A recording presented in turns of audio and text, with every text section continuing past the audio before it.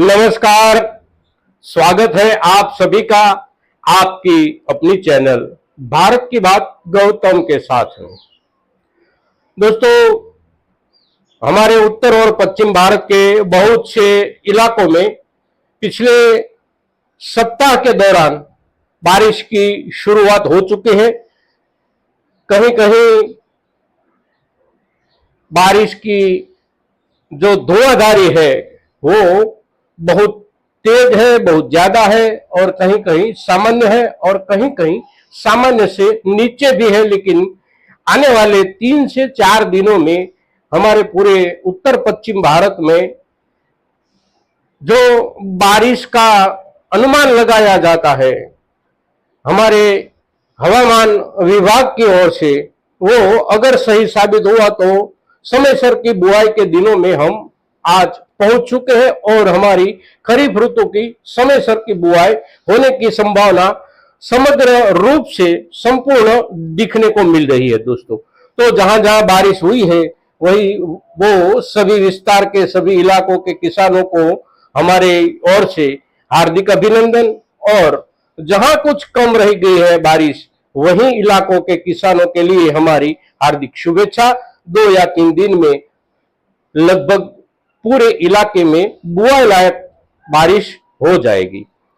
तो आज इस एपिसोड में हम बात करने वाले हैं जीरे के बीते 3 दिनों में, यानी ये जो सप्ताह चल रहा है और जून महीने का ये अंतिम सप्ताह है, और इस सप्ताह में जीरे को लेकर बहुत बड़ा उठापटक हुआ है और उसी उठापटक को लेकर आज हम इस एपिसोड में आपसे बात करने वाले हैं। दोस्तों, हमने देखा कि सप्ताह के पहले ही दिन यानी कि सोमवार के दिन प्रति क्विंटल लगभग 1000 रुपये का उछाल आया कमोडिटी मार्केट में, और उसका असर हमारी हाजिर बाजार पर भी बना रहा।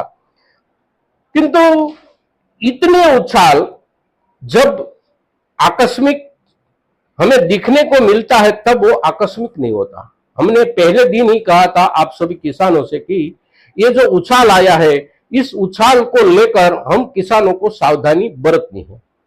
किसानों ने सावधानी बरतने का प्रयास किया, फिर भी जो उछाल आया और बहुत दिनों से कुछ किसान अपने माल रोके हुए थे, उसी किसानों को लगा कि अब बाजार सुधर रहा है तो सुधरते बाजार का हम भी कुछ लाभ उठाए, और जो हमारी ओर से मंडियों की तरफ जो अराइवल होता था, मंडियों की तरफ हमारी ओर से जो थोक जाता था, उस थोक जाने के प्रवाह में अचानक से बढ़ोतरी आ गई। अचानक से जैसे भावों में बढ़ोतरी आई, ठीक वैसे ही हमारी तरफ से बाजार की ओर थोक के प्रवाह में भी बढ़ोतरी आई। जैसे कि गुजरात में प्रतिदिन 20,000 बोरा माल नहीं पहुंचता था पिछले सप्ताह में, उसी जगह एक दिन के उछाल के बाद लगभग 28, 29 या 30,000 बोरा तक माल गुजरात में भी पहुंच गया, यानी कि 1.5 गुना हो गया। वैसी स्थिति राजस्थान की भी हुई और उसके चलते बाजार में फिर से मंदी का माहौल हमको देखने का मिल रहा है। यह मंदी का माहौल जो देखने को मिल रहा है वो वास्तव में क्या है? वास्तव में हम ये समझे कि जब हम किसान अपने माल की पकड़ कर लेते हैं तो फिर बाजार हमारे माल को निकलवाने का जो योजना बनाता है, हमारे माल को निकलवाने की जो व्यू अपनाता है, वो व्यू है अचानक बाजार में उछाल लाना। और उन्होंने अचानक बाजार में उछाल लाकर दिखा दिया और हमारी ओर से, किसानों की ओर से माल की अराइवल अचानक भावों के साथ साथ बढ़ने लगी, तो उसका असर देखने को मिल गया। लेकिन एक बात पक्की हो गई ये पिछले दिनों को लेकर कि अंतरराष्ट्रीय बाजार में दूसरे देशों के माल की अराइवल के कारण बाजार चल रहा है, ऐसा कुछ भी नहीं है। बाजार जो चल रहा है वो केवल ही केवल मात्र भारत में नहीं किंतु पूरी दुनिया का जीरे का बाजार जो चल रहा है वो हमारे भारत के जीरे के उत्पादन के आधार पर ही चल रहा है, और वैसे भी चलना ही चाहिए हमारे भारत के उत्पादों के आधार पर ही, क्योंकि पूरी दुनिया में जो जीरे का उत्पन्न होता है उसमें 80% उत्पन्न हमारी भारत की ओर से होता है दोस्तों। अब क्या होगा आगे, तो पिछले दिनों की सिचुएशन को अगर हम समझे और उसे डीप से समझे तो जितना माल हमारी ओर से बाजार में जाएगा उतना ही बाजार बनेगा, उतना ही बाजार टिकेगा।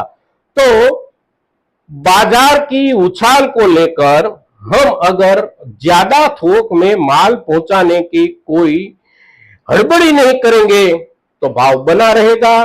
पिछले दिनों में भाव में जो बढ़ोतरी हुई थी उस बढ़ोतरी में से कुछ कमी आ गई है और उसी कमी जो आई है उस कमी को हम किसानों की ओर से हमें मेंटेन करनी है और उसी कमी को मेंटेन करने के लिए हमको फिर से पिछले दिनों वाली अराइवल तक जाना है। कम से कम अराइवल मार्केट के साथ हम जोड़े, कम से कम थोक में माल को हम मंडी तक पहुंचाए। इसी व्यूह के साथ हम आगे आगे काम करते रहेंगे। तो अभी हमारे पास बहुत ज्यादा समय बाकी है, क्योंकि नए माल की उत्पन्न के और आज के दिन के बीच में बहुत लंबा अंतर है और इस पूरे अंतर के दौरान हम किसानों के पास जो भी माल का थोक संग्रहित है वो सारे माल के थोक का व्यापार होने की पूरी संभावना है। हमारी इच्छा के भावों के साथ व्यापार होने की संभावना है।